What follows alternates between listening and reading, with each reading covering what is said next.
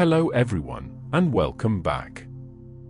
Tonight, we're going somewhere closer than the stars, deeper than the ocean, and more complex than any forest or hive we've explored before. We're going inside your own head. Before we begin, take a slow breath, and if you'd like, leave a comment below telling us where you're listening from. It's always fascinating to see how far these quiet scientific journeys travel across the world. Now let's begin. If you could shrink down smaller than a grain of sand and enter the human brain, you would not find thoughts floating like clouds. You would not see memories stored neatly on shelves. You would see electricity. You would see chemistry. You would see motion. The adult human brain weighs about 3 pounds, yet it contains roughly 86 billion neurons. Each neuron is a living cell, elongated, branching, pulsing, connected to thousands of others through microscopic junctions called synapses. In total, the brain forms hundreds of trillions of synaptic connections. It is not a static organ. It is a storm of signals. Every second, billions of electrical impulses travel across neural membranes. These impulses are called action potentials. They occur when charged ions move across the neuron's membrane, rapidly shifting voltage. Sodium channels open. Potassium channels follow. A wave of electrical change moves down the axon like a spark racing along a wire. But it is not just electricity. When that electrical impulse reaches the end of a neuron, it triggers chemistry. Neurotransmitters are released into the synaptic cleft, molecules like glutamate, GABA, dopamine, serotonin, acetylcholine. Each one carries a different influence. Glutamate excites. GABA inhibits. Dopamine reinforces reward. Serotonin modulates mood. Balance between excitation and inhibition determines whether neural networks remain stable or become chaotic. Even now, as you listen, billions of synapses are adjusting their strength in response to experience. This ability is called synaptic plasticity. Plasticity is how learning occurs. When two neurons fire together repeatedly, their connection strengthens, a principle known as Hebbian learning. Cells that fire together wire together. Over time, synaptic receptors increase. Structural changes occur. Tiny spines on dendrites grow larger or shrink depending on activity. Memory is not stored in a single place. It is encoded as patterns of strengthened connections across distributed networks. Your memory of childhood, your knowledge of language, even your sense of self. All of it is stored not in objects, but in relationships between neurons. The cerebral cortex, the wrinkled outer layer of the brain, contains billions of these networks. Its folds increase surface area, allowing more neurons to fit inside the skull. Different regions specialize in different functions. The occipital lobe processes vision. The temporal lobe interprets sound and language. The parietal lobe integrates sensory information. The frontal lobe governs planning, decision-making, and impulse control. But these regions are not isolated. They communicate constantly through bundles of white matter. Axons coated in myelin, a fatty sheath that increases conduction speed. Myelination allows signals to travel up to 120 meters per second. Fast enough that perception feels instantaneous.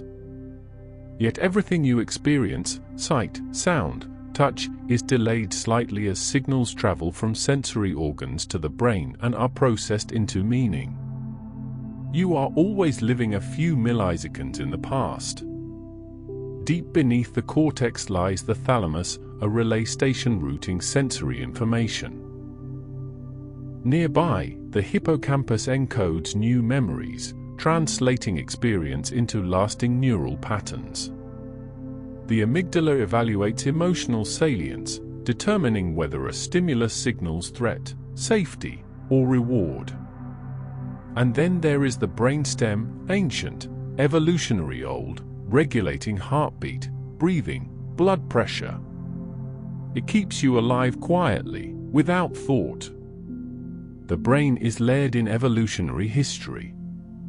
The oldest structures govern survival. Newer cortical regions enable abstraction. Language, mathematics, imagination. Yet all of it depends on ionic gradients across membranes only nanometers thick. Tiny voltage differences. Fragile electrical stability. If oxygen supply stops for even a few minutes, neurons begin to fail. The brain consumes about 20% of the body's energy despite being only 2% of its weight. It requires constant glucose and oxygen delivery. It is metabolically expensive. Because thinking is expensive. Even resting, the brain is active. A network called the default mode network becomes engaged when you are not focused on external tasks. It is active during daydreaming, self-reflection, memory recall, imagining the future. When you lie awake at night, unable to sleep, this network can remain active, replaying conversations, simulating possibilities, constructing alternate outcomes. It is not malfunctioning. It is predicting. The brain evolved to anticipate threats and opportunities. Silence becomes a space for simulation. And yet, as you slow your breathing now, neural activity gradually shifts. Gamma waves, fast, high-frequency oscillations associated with attention, give way to slower alpha rhythms. If sleep begins, theta waves emerge. Eventually, in deep sleep, delta waves dominate, slow oscillations sweeping across the cortex in synchronized pulses. Neurons fire together, then fall silent together. Like a tide. Even in sleep, the brain works. It consolidates memory. It clears metabolic waste through a system called the glymphatic system. Cerebrospinal fluid flows between neurons, washing away byproducts accumulated during wakefulness. Sleep is maintenance, repair, rebalancing. The human brain is not designed for constant stimulation. It requires cycles, activation, rest, electrical storms, then calm. Right now, inside your skull, approximately 1 quadrillion synaptic transmissions are occurring every second. You are not aware of them individually. Consciousness emerges not from single neurons, but from coordinated activity across networks. Scientists still debate how subjective experience arises from physical processes. How does electrochemical signaling produce the feeling of being you? There is no single answer. But research continues. Functional MRI reveals blood flow patterns associated with cognitive tasks. Electrophysiology measures oscillations across cortical layers. Connectomics maps neural wiring at microscopic resolution. And yet, despite all our imaging, the brain remains partially mysterious. Because understanding it fully may require using the very system we are trying to study. A brain studying itself. As you lie here now, aware of these words, neurons are firing in your auditory cortex. Language centers decode meaning. Associative networks link ideas. Perhaps imagery forms behind your closed eyes. All of it physical. All of it measurable. And yet it feels seamless. Natural. Effortless. If you could shrink yourself further, past the folds of the cortex, past the branching dendrites, down into the microscopic gap between two neurons, you would arrive at a space only about 20 nanometers wide. It is called the synaptic cleft. And inside this gap, chemistry becomes thought. When an electrical impulse, an action potential, travels down the axon of a neuron, it reaches the terminal bouton, a swollen ending packed with tiny membrane-bound sacs called vesicles. These vesicles are filled with neurotransmitter molecules, waiting. The arrival of voltage opens calcium channels. Calcium floods inward. And that flood is the signal. Vesicles move toward the membrane.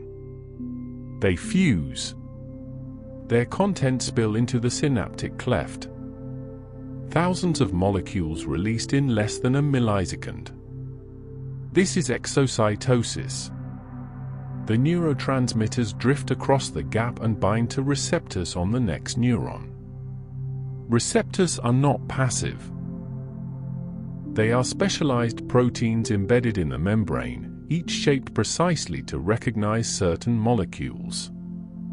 Some receptors are ionotropic, meaning when the neurotransmitter binds, the receptor itself becomes a channel. Ions rush through. Voltage changes immediately. Fast. Direct. Electrical.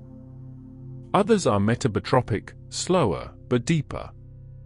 When the molecule binds, it activates internal signaling cascades inside the cell. Second messengers form. Enzymes activate. Gene expression can change. Slower. Longer lasting. Biochemical. The brain does not use just one neurotransmitter. It uses many. Glutamate is the primary excitatory neurotransmitter in the human brain. When it binds to receptors such as AMPA or NMDA receptors, it increases the likelihood that the receiving neuron will fire. Excitation spreads signal. GABA, gamma-aminobutyric acid, is the primary inhibitory neurotransmitter. When it binds to GABA-A receptors, chloride ions flow inward, making the neuron less likely to fire. Inhibition stabilizes signal.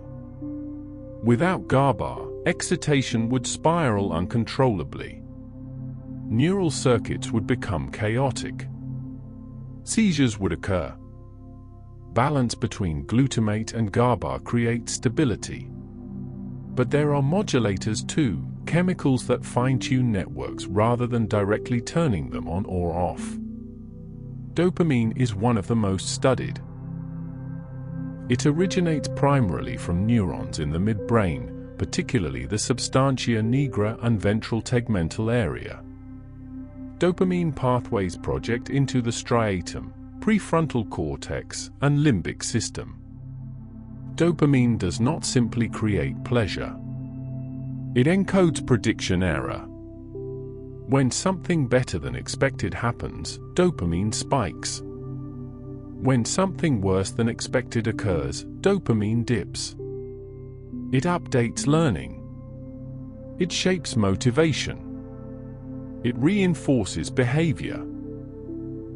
Serotonin, produced largely in the raphe nuclei, influences mood, sleep, appetite, and emotional regulation.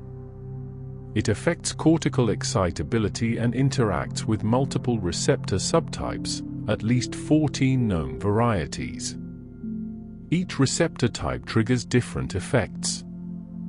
This is why serotonin is not simply the happiness molecule. It is a regulator. acetylcholine plays a crucial role in attention and memory. It originates in the basal forebrain and brainstem and projects widely across the cortex. During focused attention, acetylcholine levels rise, sharpening signal-to-noise ratio in neural circuits. It helps you concentrate. It also plays a role in REM sleep. Norepinephrine, released from the locus coeruleus, modulates arousal and alertness. When you are startled, stressed, or focused, norepinephrine levels increase. It tightens attention. It increases vigilance. Too much, and anxiety rises. Too little, and lethargy settles in. Even now, as you listen calmly, norepinephrine is low. Glutamate and GABA are balancing quietly. Perhaps serotonin is gently modulating emotional tone. Neurotransmitters do not float endlessly. After binding, they must be cleared. Some are reabsorbed by the presynaptic neuron through transporters, a process called reuptake. Others are broken down by enzymes in the synaptic cleft. For example, acetylcholine is rapidly broken down by acetylcholinesterase. Precision is everything. If neurotransmitters linger too long, signaling becomes distorted. This delicate timing, release, binding, clearance, repeats trillions of times per second across your brain. And then there are neuropeptides, larger molecules like endorphins, oxytocin, and substance P. These often act more slowly, influencing broader mood states and social bonding. Oxytocin can increase trust and social attachment. Endorphins reduce pain perception. These chemicals are not separate from thought. They shape its tone. Your experience of the world, whether it feels threatening, rewarding, neutral, depends on chemical balance across these systems. Pharmaceuticals work by altering these pathways. SSRIs, for example, inhibit serotonin reuptake, increasing its availability. Benzodiazepines enhance GABA receptor activity, increasing inhibition. Stimulants increase dopamine and norepinephrine signaling. But even without medication, your neurotransmitter levels fluctuate naturally. With sunlight, with exercise, with sleep, with stress, with food. The brain is not static chemistry. It is dynamic equilibrium. And the most extraordinary part? All of this happens without your awareness. You do not command dopamine to rise. You do not instruct serotonin to fall. Molecules move according to gradients. Receptors change conformation. Ions shift across membranes. And from that invisible dance, consciousness emerges. Right now, somewhere inside your skull, a vesicle is fusing with a membrane. A receptor is changing shape. An ion channel is opening. A neuron is deciding whether to fire. And you feel nothing of it. Only the seamless experience of being here. Breathing. Listening. Thinking. Chemistry becoming awareness. If you could watch the brain across weeks or years instead of milliseconds, you would see something extraordinary. It does not stay the same. It rewires. Every experience you have, every word you learn, every movement you repeat, every memory you revisit, leaves a trace in the structure of your brain. Not metaphorically. Physically. Neuroplasticity is the brain's ability to change its own wiring in response to activity. It is not a vague idea about growth mindset. It is a cellular process. When two neurons repeatedly activate together, their synapse strengthens. More neurotransmitter receptors are inserted into the postsynaptic membrane. The synaptic spine, a tiny protrusion on the dendrite, enlarges.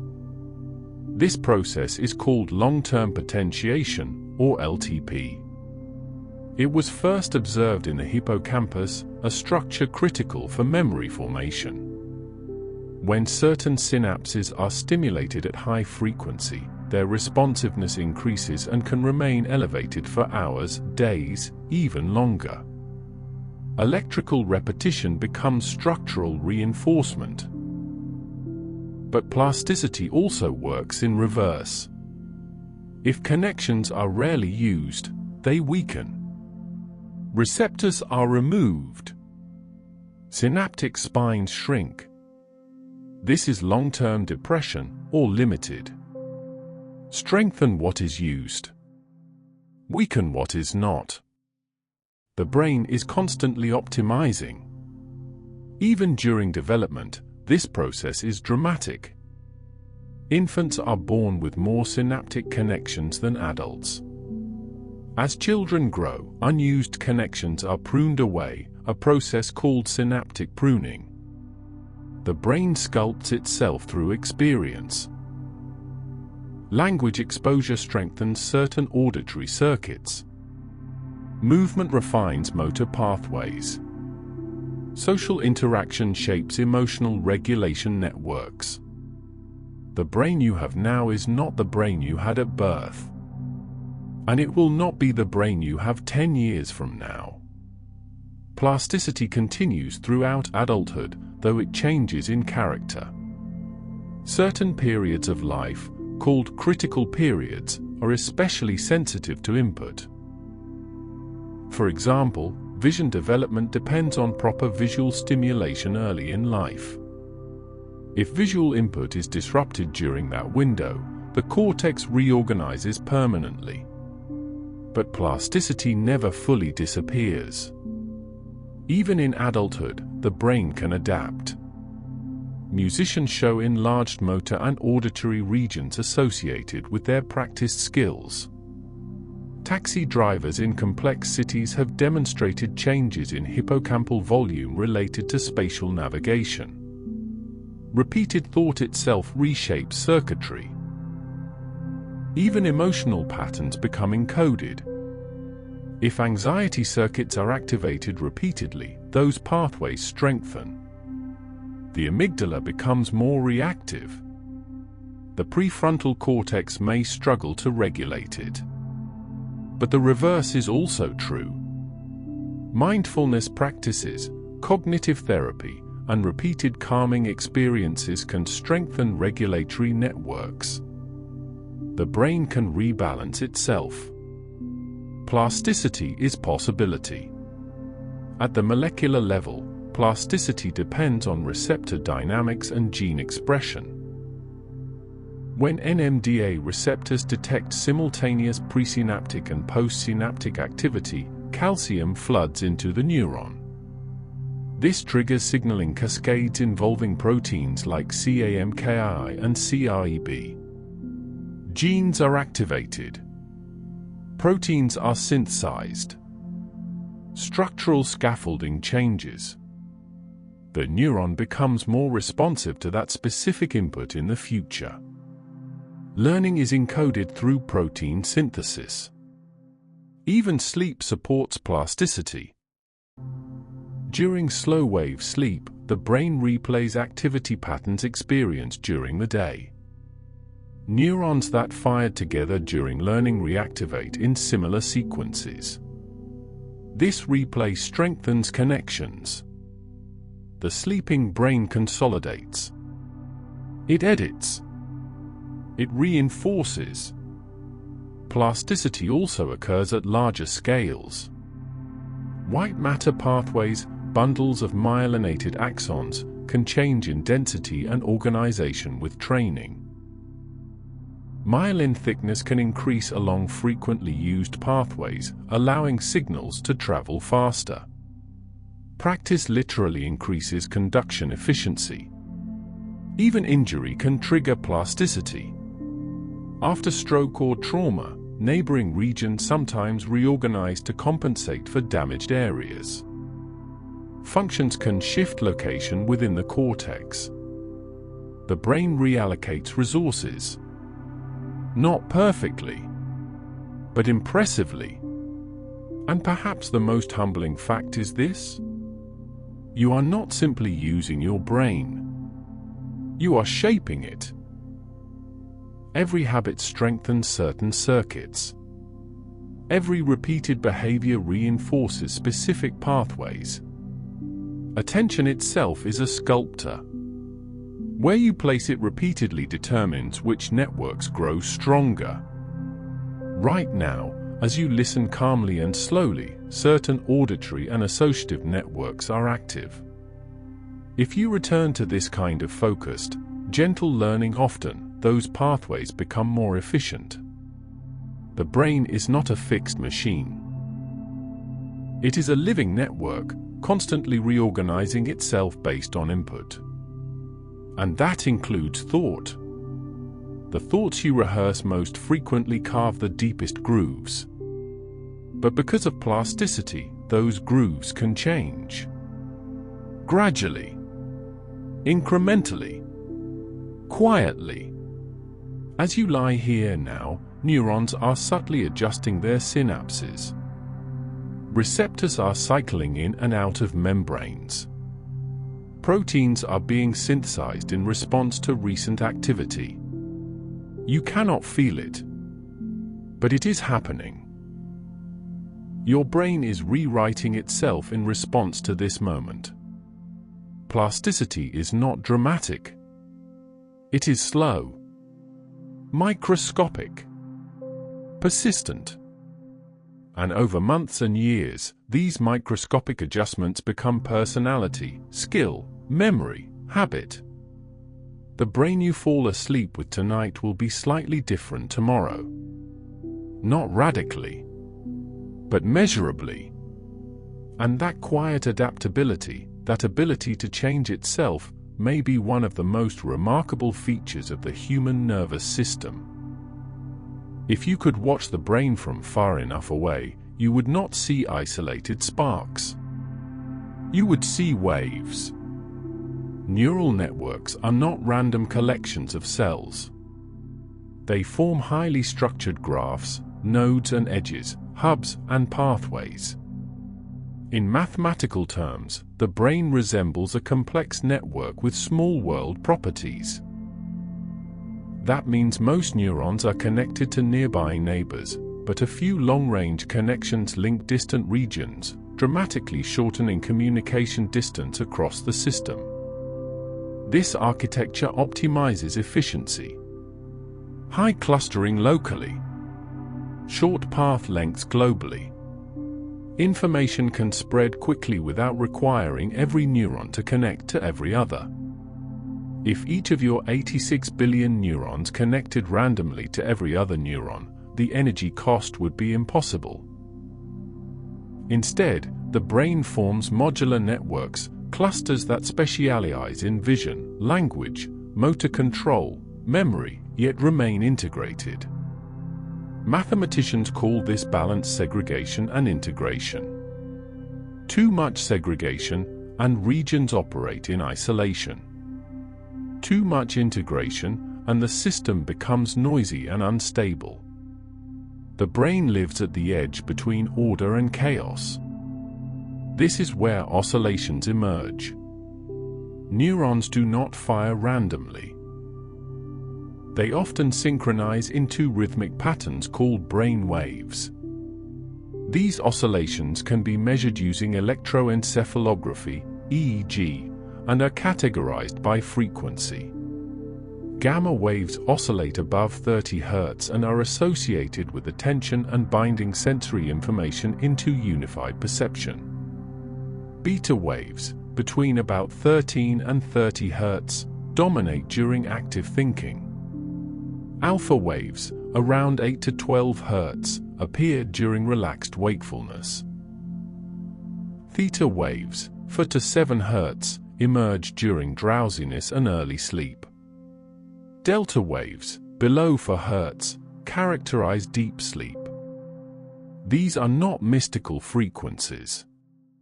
They are coordinated timing patterns across populations of neurons. When neurons fire in synchrony, their electrical fields add together. Large-scale rhythms emerge from microscopic activity. Synchronization allows distant regions to communicate efficiently. Imagine two groups of neurons oscillating in phase, rising and falling together. When one group reaches peak excitability at the same time as another, signals transmit more effectively. Timing is everything. In mathematics, this resembles coupled oscillators, systems that influence each other's phase. If coupling strength reaches a threshold, synchronization occurs.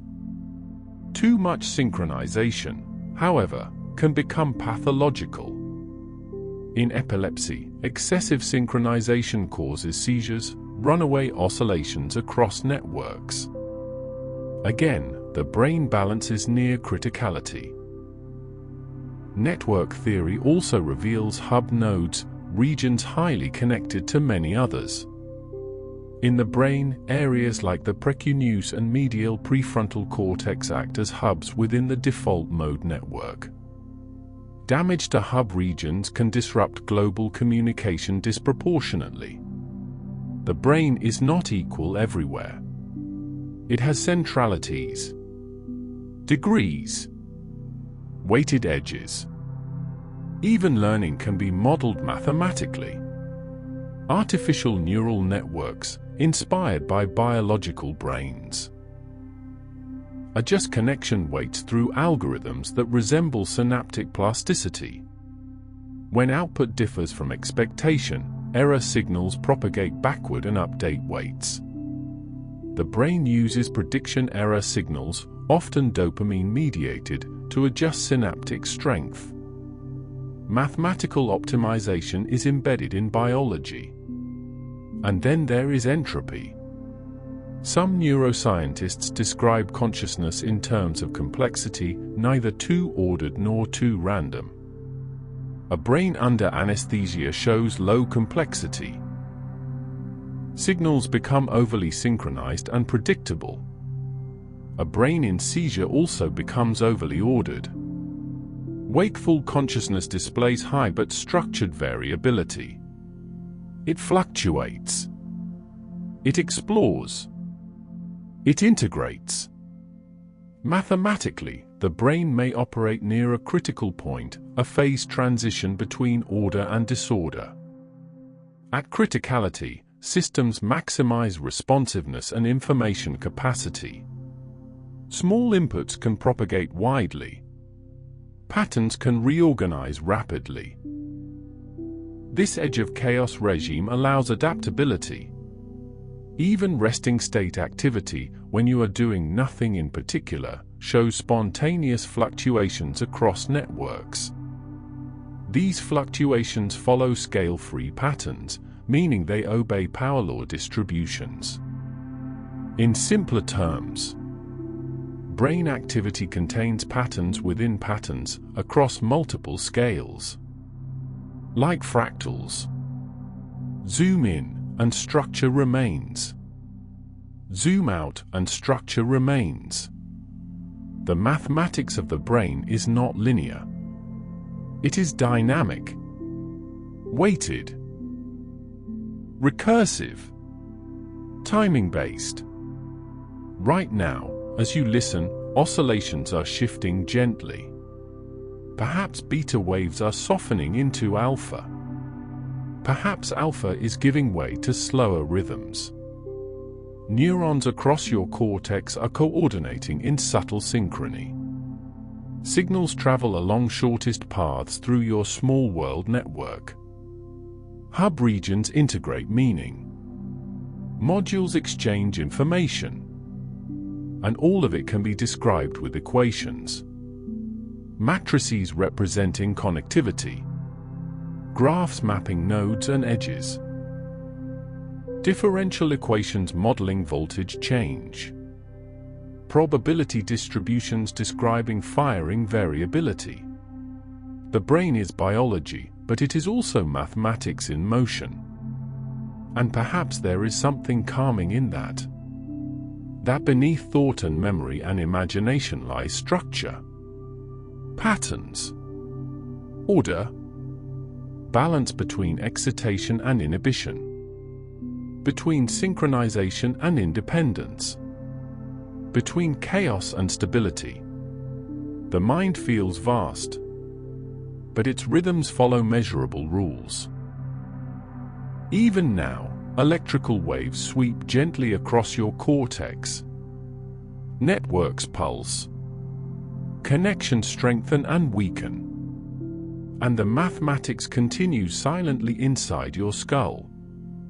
If you could travel far enough into the past cities, past agriculture, past even the first mammals, you would find nervous systems far simpler than your own. Early vertebrates possessed brains dominated by structures responsible for survival, regulating breathing, heartbeat, reflexive movement. The cerebral cortex. The wrinkled outer sheet of neurons that gives the human brain its distinctive folded appearance, was once small and smooth. In reptiles, the cortex exists only in rudimentary form. It contains just 3 layers of neurons rather than 6. It processes basic sensory input and spatial mapping. It is sufficient for navigation, predation, survival. But it does not support abstract language. It does not support symbolic thought. As mammals evolved, something changed. The cortex expanded. New layers formed. The neocortex, meaning new cortex, emerged as a 6-layered structure. Each layer contains specialized types of neurons with distinct connection patterns. Information flows vertically through columns and horizontally across layers. This laminar organization allows complex integration. By the time early primates appeared, roughly 60 million years ago, cortical expansion had accelerated. Primates required enhanced visual processing, fine motor control, and social cognition. The cortex grew to accommodate these demands. Then, in the hominin lineage, beginning around 6 to 7 million years ago, cortical expansion intensified further. But here is something subtle and important. The human brain is not simply a scaled-up primate brain. Its expansion is uneven. Certain regions expanded disproportionately, particularly the prefrontal cortex, responsible for planning, abstract reasoning, and social regulation. The temporal parietal junction, involved in perspective-taking and theory of mind, grew significantly. Association areas, regions that integrate information from multiple sensory modalities, became larger relative to primary sensory areas. This allowed integration beyond raw perception. It allowed imagination. The human cortex also became highly folded, a process called gyrification. As the cortical sheet expanded faster than the skull could accommodate, it buckled inward, forming gyri, ridges, and sulci, grooves. More folds mean more surface area. More surface area means more neurons. Despite weighing only 3 pounds, your cortex contains billions of neurons arranged in repeating microcircuits known as cortical columns. Each column processes specific types of information, edges in vision, frequencies in sound, textures in touch. These columns are replicated thousands of times across the cortical sheet. Evolution did not invent entirely new structures. It replicated and expanded successful motifs. Gene expression played a role. Certain genes regulating neural progenitor cell division became more active in the human lineage. This extended the developmental window during which cortical neurons proliferate. More time dividing. More neurons produced. But expansion alone is not intelligence. Connectivity matters. The human cortex developed extensive long-range connections linking distant association areas. White matter tracts such as the arcuate fasciculus connect language centers. The corpus callosum links left and right hemispheres. Language itself likely emerged from this expansion and integration. Broca's area, in the frontal lobe, coordinates speech production. Wernicke's area, in the temporal lobe, interprets meaning. Their connection allows symbolic communication, something no other species achieves at the same level. And yet, beneath this complexity, the cortex still follows ancient rules. 6 layers. Excitatory pyramidal neurons projecting outward. Inhibitory interneurons regulating local circuits. Oscillations coordinating timing. The architecture is conserved. Only the scale has changed. It is also worth noting that the cortex evolved in response to social demands. Anthropologists propose the social brain hypothesis. The idea that increasing group size selected for greater cortical capacity to track relationships, alliances, and intentions. To live in larger groups required more mental modeling, more prediction, more memory of past interactions. The cortex expanded to simulate other minds. Even tool use influenced cortical evolution. Fine motor control of the hand, combined with visual integration and planning, required enhanced connectivity between motor and parietal regions. Each adaptation built upon previous ones. Layer by layer. Fold by fold. And yet, evolution is not purposeful. It does not design with foresight. It selects for survival and reproduction. The cortex grew because it conferred advantage, flexibility, planning, cooperation. But that same cortex now contemplates galaxies and quantum theory. It reflects on its own origin. It generates art. It wonders about consciousness. A structure shaped by survival now supports introspection. And as you rest now, inside your skull is that evolutionary history. The reptilian brainstem regulating breath. The limbic system shaping emotion. The neocortex constructing narrative and abstraction. Millions of years of adaptation compressed into 3 pounds of tissue. The cortex did not appear suddenly. It unfolded slowly, across countless generations. Cells dividing. Connections forming. Circuits refining. Until eventually, a species emerged capable of asking how its own brain evolved. And perhaps there is something calming in that. That your thoughts tonight are not isolated events. They are echoes of ancient biological processes. They are the product of a long continuum stretching back to the first neural circuits in primitive organisms. The cortex is new in evolutionary terms. But it rests on foundations far older. And even now, it continues to change. Plastic. Dynamic. Alive. When you fall asleep, the cortex does not turn off. It changes state. During wakefulness, neural activity is fast and irregular. Different regions communicate in complex, shifting patterns. Sensory input floods the thalamus. Attention networks stay alert.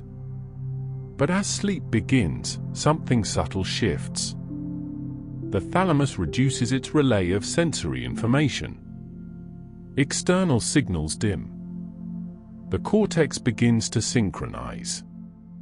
Neurons that once fired independently begin firing together in slow waves.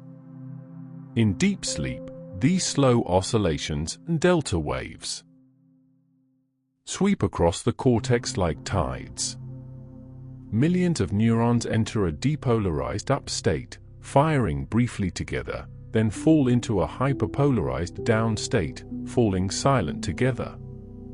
Up, down, up, down. This rhythm can occur once per second. It is not random. It is coordination. These slow waves allow cortical networks to reset synaptic strength. Throughout the day, learning strengthens many synapses.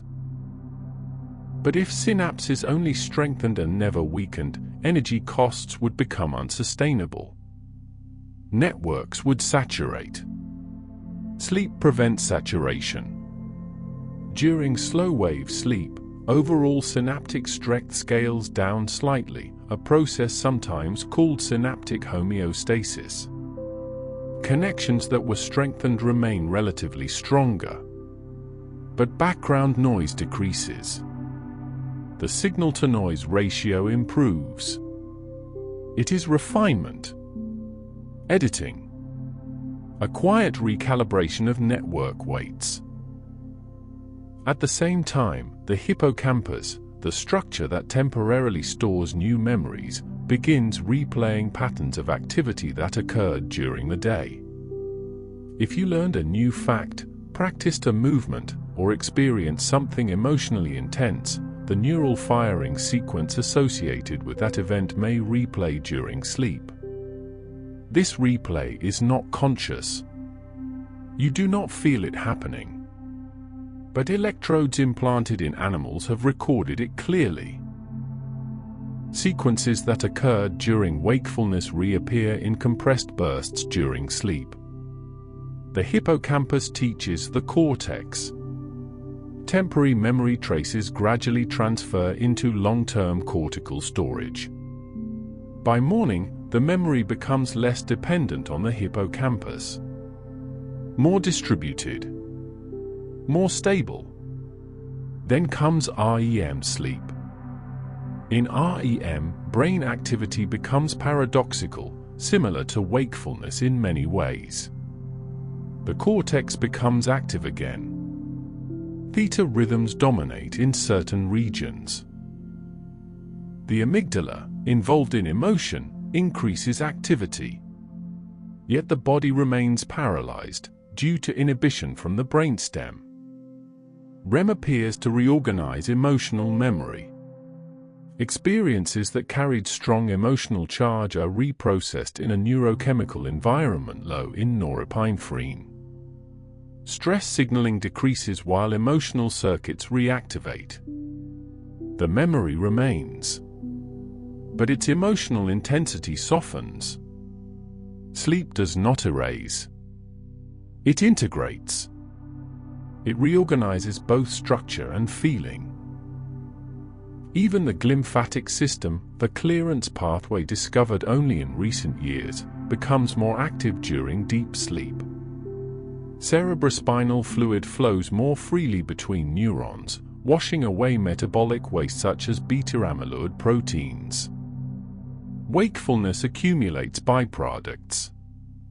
Sleep clears them. The brain physically cleans itself at night. Network connectivity also shifts across sleep stages. During deep sleep, large-scale integration decreases. Networks become more locally synchronized.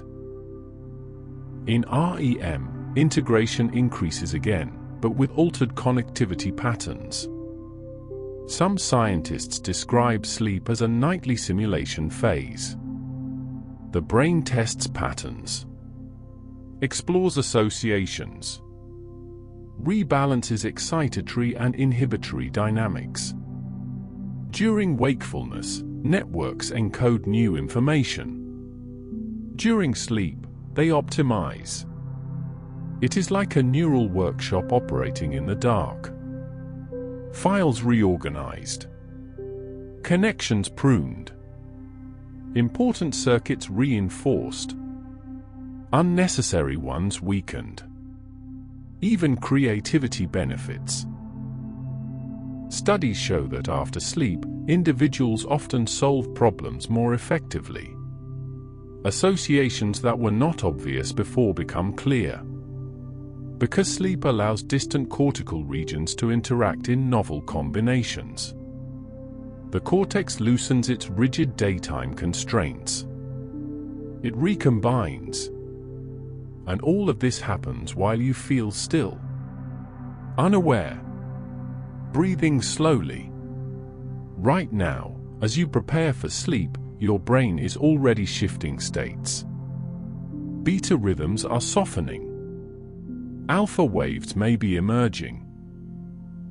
Thalamic gating is increasing.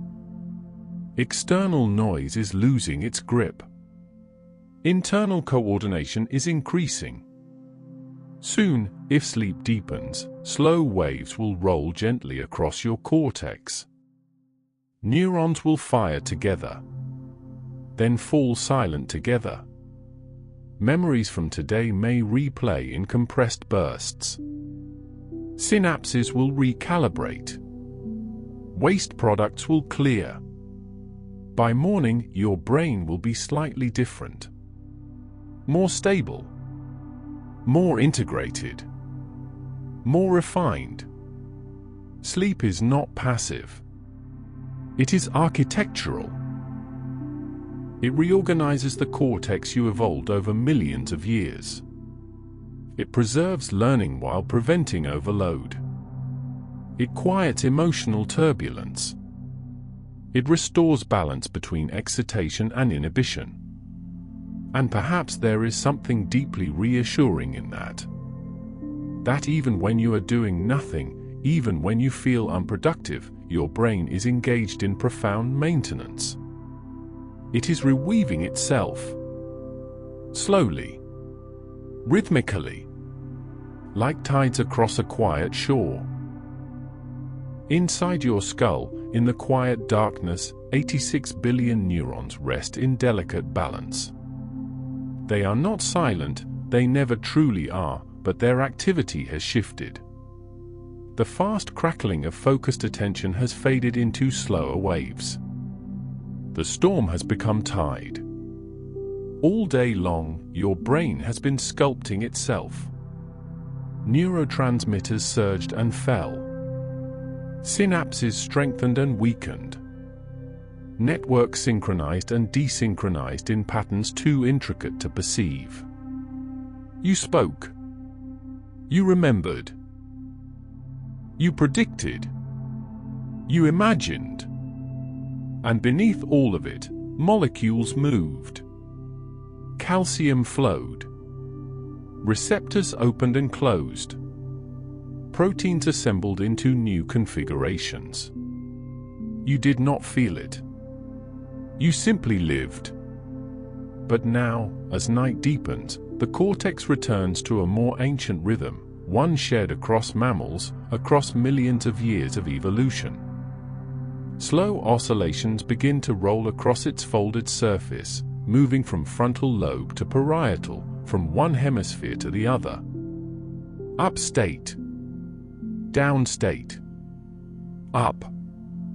Down. Neurons firing together. Then resting together. This synchronized pulse is not emptiness. It is refinement. During the day, your brain expanded outward, integrating sensation, language, planning, abstraction. It operated at the edge of chaos, balancing excitation and inhibition, solving problems, navigating the social world. At night, it turns inward. The hippocampus quietly replays fragments of the day, a voice you heard, a sentence you read, an idea that lingered. Patterns echo briefly across cortical circuits, reinforcing some pathways while letting others soften. Nothing dramatic. Just incremental adjustment. The cortex that evolved from reptilian ancestors, expanded through primates, and folded intricately in humans now reorganizes itself without your awareness. The frontal lobe releases its grip. The amygdala settles.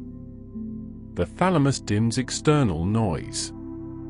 Cerebrospinal fluid flows gently between neurons, clearing the residue of metabolic effort.